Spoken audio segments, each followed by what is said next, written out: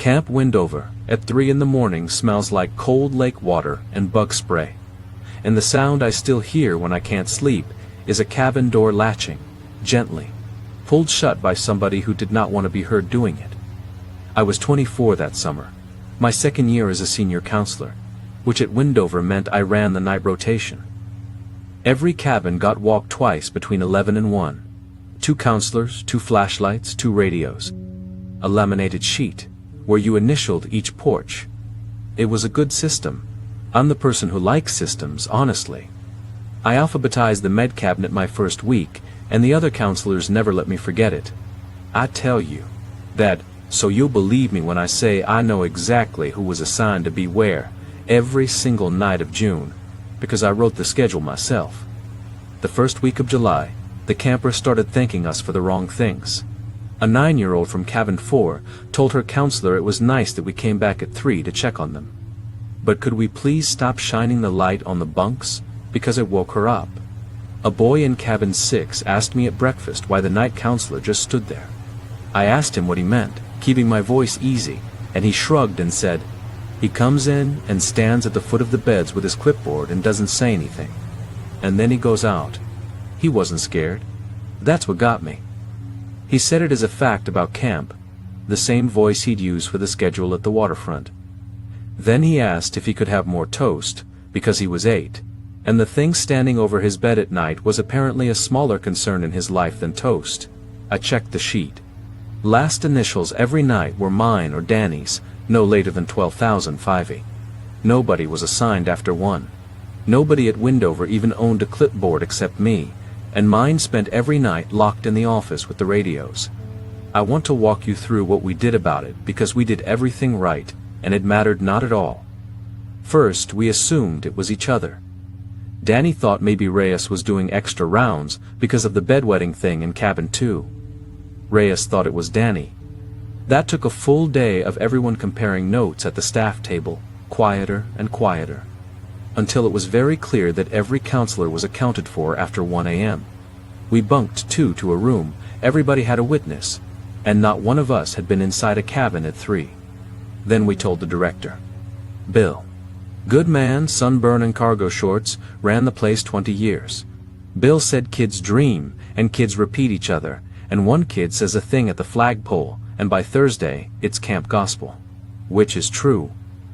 Except that on Thursday, I sat with the little ones at Arts and Crafts and asked, casually, what the night counselor looked like, and 4 kids from 3 different cabins, kids who didn't overlap anywhere but meals, gave me the same man. Tall, old-fashioned haircut, parted hard on one side, staff polo, and a detail no adult has ever taken. Well, in all my retellings, all 4 of them said he smelled like a campfire that had just been put out. Wet ash. One girl held her nose when she said it, and then went back to her lanyard, because at 8 years old the world is full of things that are simply true and nobody explains them to you, and he was one of them. Bill did agree to one thing, mostly to shut us up. He pulled the gate camera's card. Windover had exactly 1 camera, pointed at the front gate a quarter mile up the drive. And the card showed 11 days of raccoons and delivery trucks, and not 1 vehicle between midnight and 5, not 1, on any night a kid had mentioned the man with the clipboard. Whoever was walking our cabins at 3 was not driving in. Bill handed me the card back, and I watched him decide, right in front of me, to find that reassuring. Nobody's coming in, he said. That was true. That was the problem. So Danny and I staked out the quad. Friday night, lights out, we took folding chairs onto the office porch where you can see every cabin door. And we sat in the dark with coffee and the radios off so nothing would squawk and give us away. I remember it was cold for July. I remember the lake slapping at the dock in that patient way it does. And I'll admit it. By 2:40 I was half asleep and fully convinced we were idiots. At 3004, a man crossed the quad. He came out of the tree line by the archery range, walking at an absolutely normal pace. And that normalcy was the most wrong thing I have ever watched. Staff polo. Clipboard against his hip. That hard side part, like a school photo from a year nobody alive remembers. He did not look around. He walked the exact center line of the quad, where the ground worn by 50 years of kids makes a pale stripe in the dark, and he went up the steps of cabin 6 without one board creaking, and the door opened before his hand got to it, and it latched behind him with that soft, deliberate click. And Danny's coffee hit the porch boards, and neither of us had moved. It took us maybe 40 seconds to cross to cabin 6. The door was shut. Inside, 12 kids, 12 steady sleepers, warm, fine. That puppy pile breathing a full cabin has. No adult. There is no back door on cabin 6. The windows are screened and latched from inside, and the screens had a summer of dead moths sitting on the frames, undisturbed. We did not sleep again that night, and we did not tell the kids, and here is where I'd love to give you the confrontation, the moment we cornered him and got an answer. There isn't one. That is not how Windover worked. He was seen twice more that summer, once by Reyes, crossing between 5 and 6, once by the kitchen manager, who quit, and every time, every single time.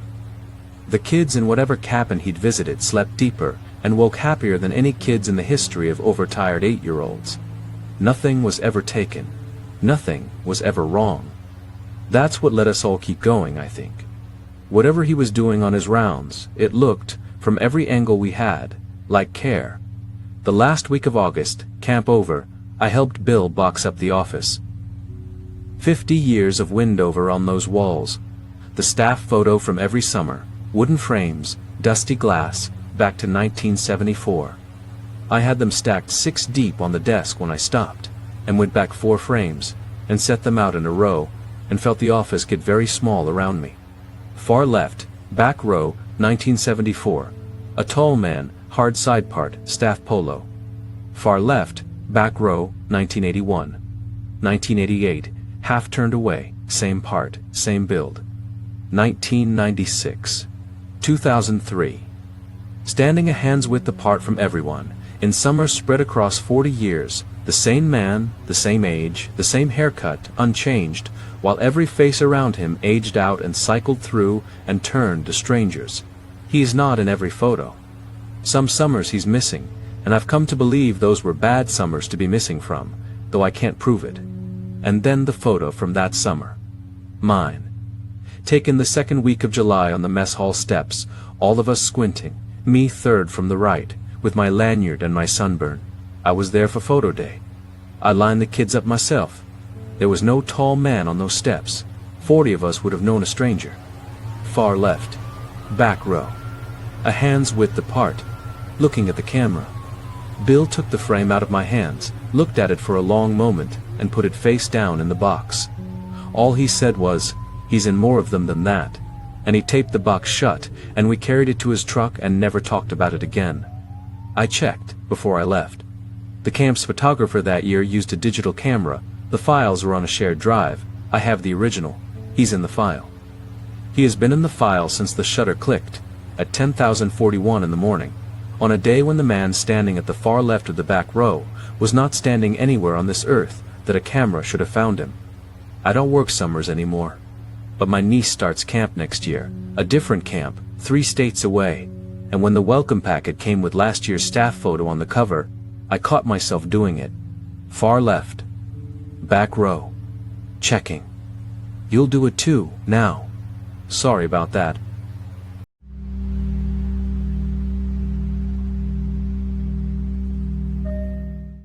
There are 300 houses standing on my camp today, with sprinklers and garage doors, and children who have never once been told why the developer got that land so cheap, and I am the man who sold it to him.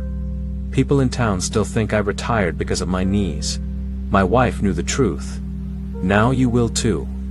I directed Camp Aldergreen for 34 years. I came up through it. Camper, junior staff, waterfront, assistant director, director at 31 when old man Pruitt died in his office chair with the season's budget in his lap.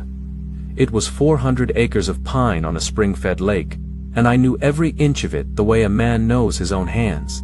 I could stand at the flagpole green with my eyes shut and tell you, from the sound alone, whether the noise off the water was a fish, a paddle, or a boy sneaking a swim before the bell. Remember that. It matters that the man this happened to was that man and not a visitor. I signed every permission slip. I drove the truck to town for milk. I buried, over 3 decades, 11 camp dogs. I am not a fanciful person. I say that not as a boast, but as a credential, because everything I'm going to describe, I measured, photographed, and wrote down in the camp log in blue ink. And that log went into the lake the morning I decided to close, thrown by my own hand, and I have regretted that exactly never. It began the last week of June, our 4th week of session, in my final summer, though I didn't know it was my final summer until the end.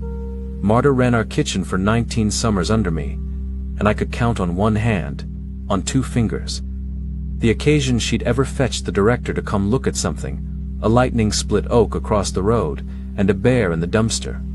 Marta did not raise alarms over small things. She started her ovens at 5, before light, and on a Tuesday she came to my office at 6:40 with her apron still on and asked me to come look at something before the children were up. On the concrete pad outside the mess hall's east door, there were footprints, small ones, a child's, bare, still wet. They led up from the waterfront side of camp. You could follow them back down the sand path all the way to the shoreline, where they simply began at the waterline, as if the lake had set someone down there. They crossed the pad, went along the east wall, and ended below the window of the pantry. Not at the door. Below the window. A child snuck out for a swim, you'll say. I said it too. Except our swim rules were strict. I counted heads at every meal myself, a habit from the waterfront years. And no child was missing, no bunk had been wet, no towel used. And there was the matter I didn't say out loud to Marta, which is that the prints were wrong. The stride was too long. A print, then a print again 4 feet on. A child does not step 4 feet. A child that size, the foot was maybe 7 inches, does not step 4 feet, not walking, and running feet throw sand. And these were placed like stones in a garden. Neat, deliberate, evenly wet from heel to toe, everyone, as though each foot had come straight up out of water no matter how far it was from the lake. I photographed them with the office camera. I measured them with the tape from the tool room. Then I hosed the pad down before breakfast, because 400 children were about to wake up. And I had learned from 34 years that a camp runs on the director's face. You keep the face right, and the summer holds. They came again 4 nights later. This time to cabin row, ending under the window of cabin 9. Same stride, same wet, same beginning at the waterline, and this detail I confirmed myself at dawn, alone, walking the sand path backwards with my coffee going cold in my hand. They did not come out of the shallows, where a swimmer would wade. The first print sat at the exact edge of the water, toes landward, as if whatever made it had stepped over the threshold of the lake, the way you step out of a doorway. Inside cabin 9, 10 boys slept sound. Nothing touched, nothing taken. But I moved the boys anyway, told them the cabin needed a plumbing look, shuffled them into overflow bunks, and the counselors thought I was being an old woman about it. And I let them think it. Through July, it kept its own calendar. Never twice in a week, never the same window. I mapped it in the log, and in August, sitting up one night with the map, I understood what I was looking at, and I want you to understand it too. Because this is the moment my summers ended. The visits were not random. Cabin 9, then cabin 7, then 4, then 2. The pantry, the infirmary, the junior rows. Each set of prints ended beneath a window, closer to the center of camp than the last. It was walking the camp the way I walked it on inspection. It was working inward, patiently, on a schedule of its own, and at the center of the camp, where every path meets at the flagpole green, stood the director's cottage. Mine. I did what a sensible man does, and I sat up nights in August with the porch light off, watching my own lawn, and saw nothing, ever. It did not come while watched. Fine, a younger man would call that a victory. But I began finding other things in the log's margins as I flipped back through the years, entries in my own hand I'd made and thought nothing of. A lifeguard in 1988 reporting the swim line's buoys pulled under, one by one, on a windless evening, like something below was testing their give, and me riding windchop, checked rope. A groundskeeper in 1996 refusing to rake the sand path after dusk, and me riding superstitious, reassigned. Wet floors in the pantry 3 separate summers, blamed 3 separate times on a leak, no plumber ever found. 34 years of it, spaced thin, patient beyond any patience I can imagine, and me at my desk each time, keeping the face right, writing it down to nothing. The last morning of the season, buses at 10, the children singing in the parking lot, that fine, sad end of summer noise. Marta found the mess hall's east door standing open. Not forced. Open. Down the center aisle of my mess hall, between the long tables with their benches already up, wet bare footprints walked in from the pad, 4 feet to the stride, to the middle of the room. And stopped.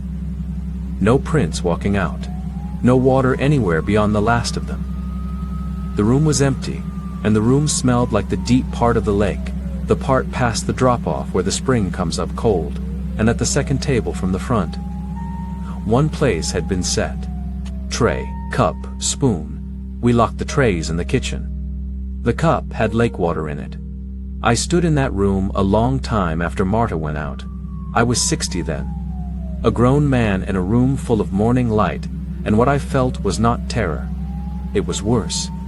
It was the feeling of being early for a meeting, of something having sat down, at its own place, in its own time, to let me know the walking inward was nearly done, and that it knew who kept the log.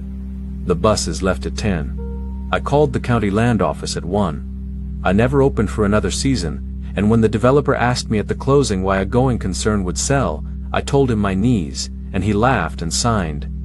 And I took the log out in the rowboat that evening, past the drop-off, and gave it back. Here is what I cannot resolve, and I've had years. Nothing was ever taken, in 3.5 decades. No child was ever harmed at Aldergreen. I'd stake my soul on that, and maybe I have. Whatever came up out of that lake on those nights wanted nothing we had. It looked in windows. It learned the place inward, room by room, year by patient year, and it set itself a place at our table like something that intended, eventually, to stay. The houses went up the year after. 300 of them, on filled ground, with a retention pond where my waterfront was. Families in there now. Sprinklers. Bicycles on the lawns. Some mornings, my wife told me before she passed, you'd read about it in the local groups online. Somebody's sidewalk wet in a dry week. Somebody's motion light tripping at 3. Small prints across a patio, and nobody's child awake. Neighborhood kids, everyone agrees. Long stride though, I'd imagine. Neat, wet from heel to toe. It waited 34 years on me.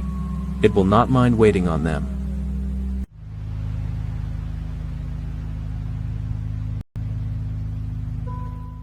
The fire pit at Camp Kettle was warm.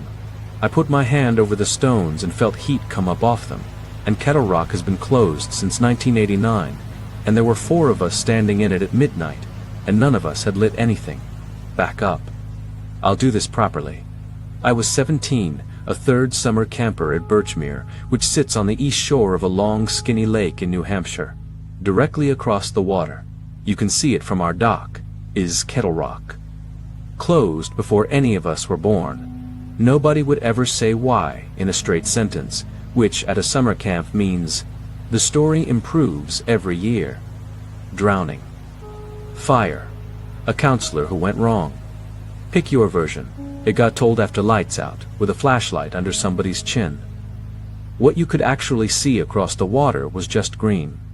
Trees, a gray smear of old dock, a flagpole with no flag sticking up over the canopy like a needle.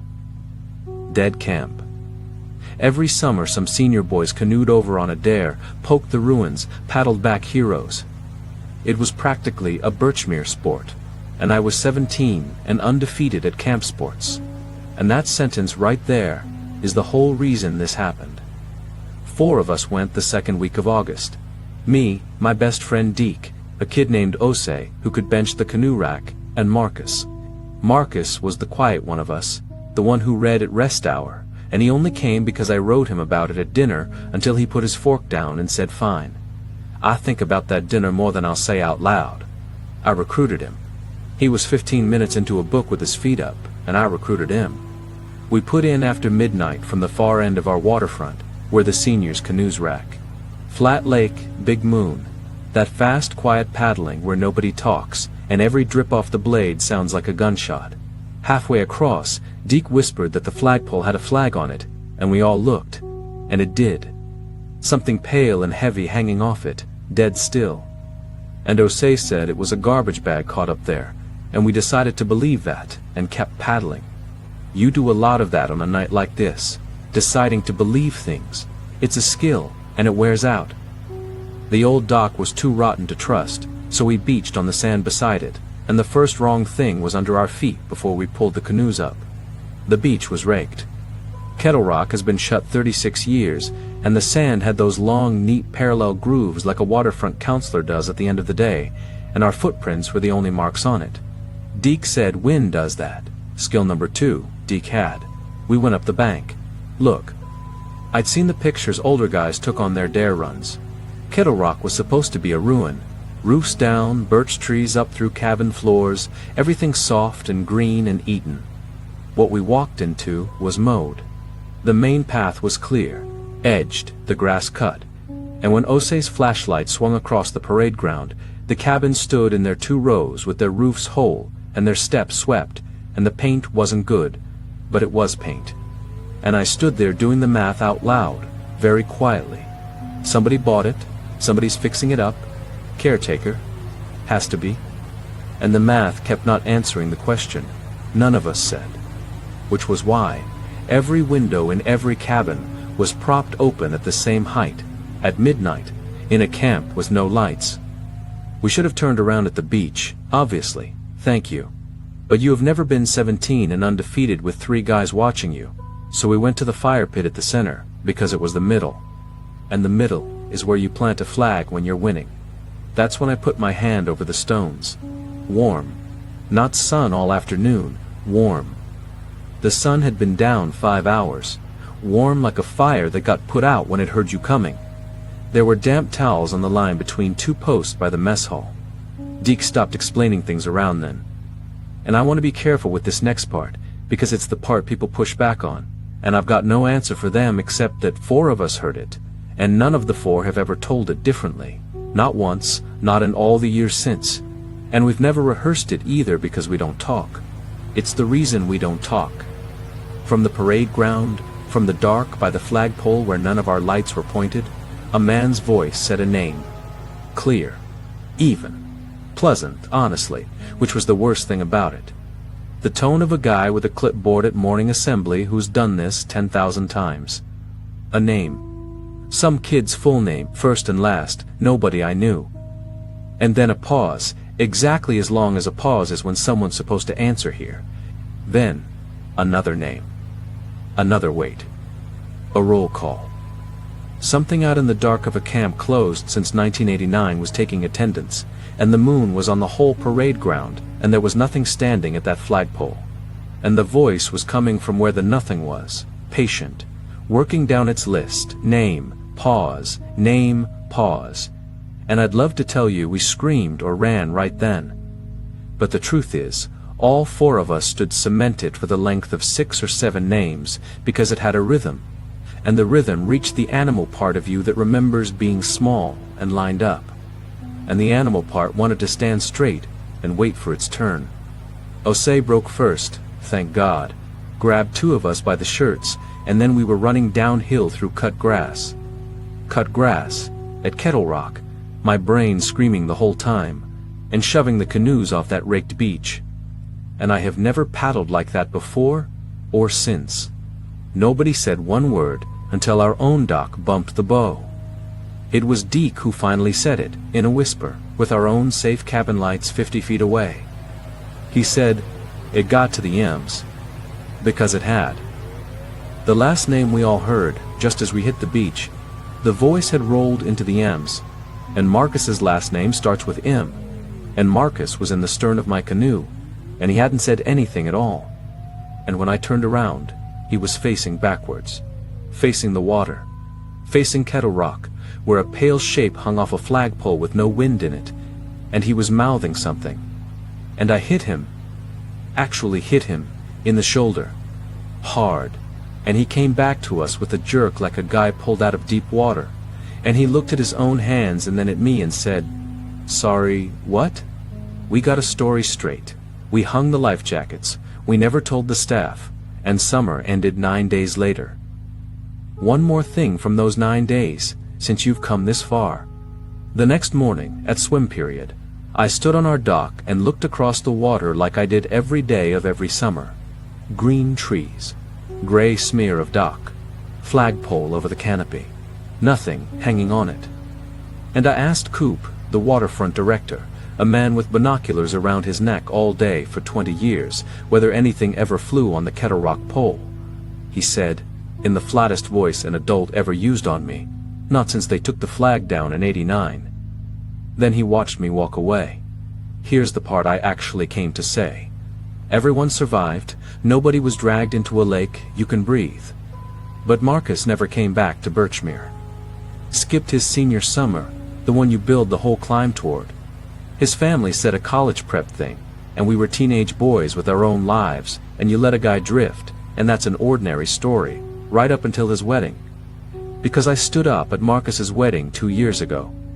We'd half reconnected, the old friends way, and at the reception, both of us, a drink past honest, I finally asked him. Not a lead-up, just quiet, between songs, "Man, that night, what were you doing? Turned around in the canoe like that?" And Marcus looked at me with no expression his new wife would ever recognize, a 15 years away face. And he set his glass down and he said, "You guys got to leave, because it never called you." I said his name. The band was loud. He leaned in. He said, "It got to the M's, and it called me, and you were all paddling, and nobody heard it but me." He picked his glass back up. Somebody's aunt pulled him away to dance.